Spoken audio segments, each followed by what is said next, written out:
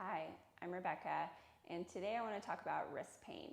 And get a lot of complaints about wrist pain in yoga classes, and this can have there's a lot of things that can cause this. It can be overuse for one thing, but this is a little exercise and kind of a supported back bend that I like to give people to see if maybe the shoulders may be one of the things playing a part in wrist pain. I know for myself, when I used to work in an office, I was starting to get some pain in my wrists, and I found out I had some stuff going on in my neck and shoulders, and that's not always the case, but it very often can be. So this is just something to try to see if it gives you a little relief. For this, you'll probably want 2 blocks and a blanket. So I've got a yoga blanket rolled up here, and I want to give a couple of options because we all are a little bit different in how we are shaped. So what works for one person may not work for everyone. So the blanket's nice because you can control how much height you have by unrolling or rolling. And for our purposes with this is not really about getting a back bend. This is about opening up the shoulders. So I am going to have either a block, a book, a pillow, something else in front of this because I don't want to take myself into a super deep back bend.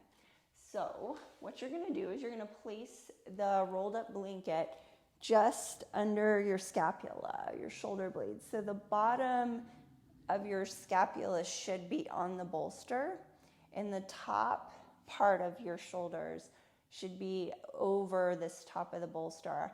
And you do not need to rest your arms, your shoulders on the floor, but you do want to find a spot where you can rest the backs of your arms on the floor. So if you come into this, and I've got a block under my head because I am trying to keep from going into a really deep back bend. I could take my head to the floor, and I do, but for our purposes now, I'm trying to address the upper traps, and a lot of times those will start to kick on in that if you don't have some support under your head. All right, so I'm putting a block there because of that. Now, if you've come into this and you've rolled up your blanket all the way like I have, and you are like this and your arms don't go to the floor, reduce the amount of the roll until you can get your arms to the floor. Tops of the shoulders don't necessarily need to come down, but you definitely need to rest your arms on something. And if that doesn't happen, then you'll build it up a little bit. All right, so what I'm trying to do here is get some softness in the upper shoulders. And if this is uncomfortable in your back, you're going to do what I'm doing here with your feet a little bit wider, knees together, so that you can rest in constructive rest. And this is going to allow the abdomen to soften as well. But if you're fine, you're welcome to stretch your legs out long and just hang out here. You can hold this for several minutes, just noticing your breath. What I'm trying to do here and accomplish here is let gravity pull my shoulders down. So I've got my head supported in order to let the shoulders just relax a little bit more. Because if I had to take my head back, my shoulders start doing that number and kind of going to support my neck. So take a couple of deep breaths here and let yourself settle in fully and breathe. This is a really great thing to do every day, honestly, because it is a more passive, restorative pose. And if you do anything that requires you to be bent over a desk or driving a lot, this can be really therapeutic and kind of a counter pose to your daily life. So hold this longer if you like. I'm going to show you the next one. So you're going to come out. I like to roll to the side and help myself up. All right, for this, I'm going to take my blanket away and find a block. So you can do what I just did on blocks as well. And for me, that actually takes it into a little bit more of a pull. So if you're wanting to do it on blocks, I've got one of these curved blocks, which are awesome for this, but you could also do it with a flat block. So I'm going to put the bottom of this block is going to go right to the bottom tips of my shoulder blades. So right there. And then I'm walking the length of the block along the space between my shoulder blades. So my spine is on the block technically.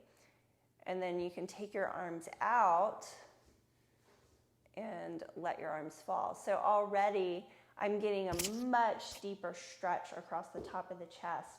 But I will say, if you know you have a tendency towards really tight upper traps, the longer I hold this, the more my upper traps are going to start firing. So I'm going to take this block and set it on its highest height. It always feels weird to try to find that. So that my head is pushed forward a little more and I can work on relaxing my shoulders away from my ears. So I don't necessarily want to push my head really far forward. I just want to take the upper traps firing off the table for a little while. So obviously this may not be as comfortable to hold for a long amount of time. All right, so that's the second little exercise that can help. Exercise 3. I'm putting this on the highest height because I have a longer torso. You can keep it on the lower height or even the lowest height. But I'm going to take this block and bring it bottom tip of the block will once again go at the bottom tip of my shoulder blade. And I put it on the tallest height so I can get more of a back bend here. And interlace your hands behind your head, not your neck.